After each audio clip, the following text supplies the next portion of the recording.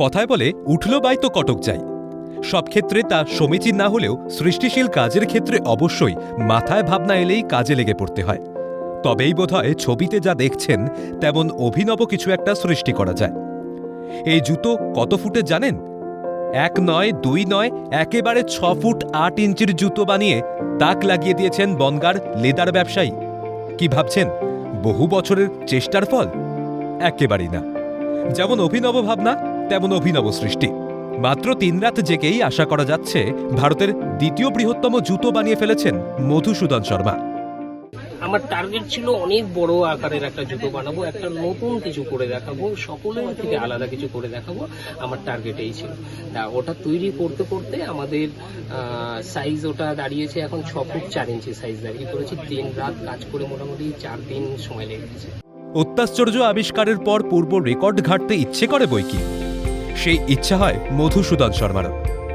Record ঘেঁটে তিনি পেয়েছেন এর আগে আগ্রাতে একজন বানিয়েছিলেন 8 ফুটের জুতো। তারপর 6 ফুট 8 ইঞ্চির জুতোর রেকর্ড বোধহয় আর কারণ নেই। দেখেছি রেকর্ড, ভারতবর্ষের যতগুলো রেকর্ড আছে কম বেশি একটু দেখেছি। দেখে নিয়ে তাতে বুঝলাম যে আগ্রাতে একটা 8 ফুটের জুতো তৈরি হয়েছে, আর তারপরে দ্বিতীয় স্থানে আর এত বড় জুতো হয়নি। আমার টার্গেট ছিল সেরকম। আমার এটা তৈরি করতে করতে মোটামুটি যা দাঁড়িয়েছে, আশা করি এটা দ্বিতীয় স্থানে আছে এখন। তবে তিনি যে শুধু জুতো বানিয়ে তাক ফেলেছেন তা নয়, মার্কেটিংয়ের লোকেদের এসে বসে থাকার সময় যাতে অযথা নষ্ট না হয় সেই থেকেই সমগ্র ক্রেতাদের জন্য তার মাথায় আসে এক অভিনব বুদ্ধি। বই পড়লে ভালো হয় মন, হয় মানসিক ব্যায়াম। তাই বই পড়লে লেদার আইটেমে বিশেষ ছাড়ের মতো এক অভিনব অফারও চলে তার দোকানে।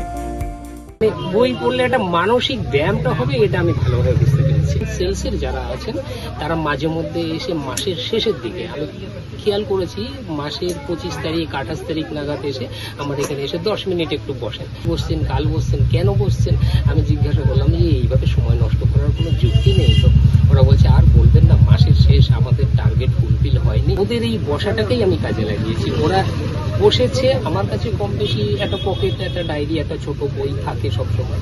আমি বইটা দিয়েছি, ওরা বই পড়েছে। বই পড়ার পর ওদের একটু মনটা ভালো হয়েছে। 2 বছর ধরে করতে করতে গত 15ই আগস্টে আমি লাইব্রেরিটা শুরু। এখানে বই পড়লে মানে 5 ঘন্টা বই পড়লে একটা বড় অংশের ছাড় আছে। আর যেমন এখানে লেখা আছে আপনার 2 ঘন্টা যদি বই পড়া হয় 40% ছাড়, আর 1 ঘন্টা বই পড়লে 20% ছাড়। এটা বাস্তবিক সত্য, কারণ এটা আমার ক্ষেত্রে হয়েছিল। আমি 5 ঘন্টা বই পড়েছিলাম, সেই দিক থেকে আমাকে একটা গিফট মানে বিনামূল্যে পুরো একদম মানে ফ্রি অফ কস্টে আমাকে দেওয়া হয়েছিল। তো সেটা আমি পেয়ে দারুণভাবে উপকৃত হয়েছিলাম। শুধু মানে জুতো পেয়ে উপকৃত হয়েছি এটা বললে ঠিক নয়, মানে এখানে মানে বই পড়বার যে মানসিকতা, এটা আমাদের মানে ক্রেতাদের মধ্যে জাগ্রত করেছেন এই শর্মা লেদার। নতুন সৃষ্টির কোনো শেষ নেই। রেকর্ড ছোঁয়া স্বপ্ন না হলেও নতুন ভাবনায় ছুঁয়ে ফেলল রেকর্ড। নিজের অজান্তেই সৃষ্টি সফল হয়েছে। অভিনব জুতো দেখতে ভিড় জমছে শর্মা লেদার্সে। জ্যোতির্ময় চক্রবর্তীর রিপোর্ট, ক্যালকাটা নিউজ।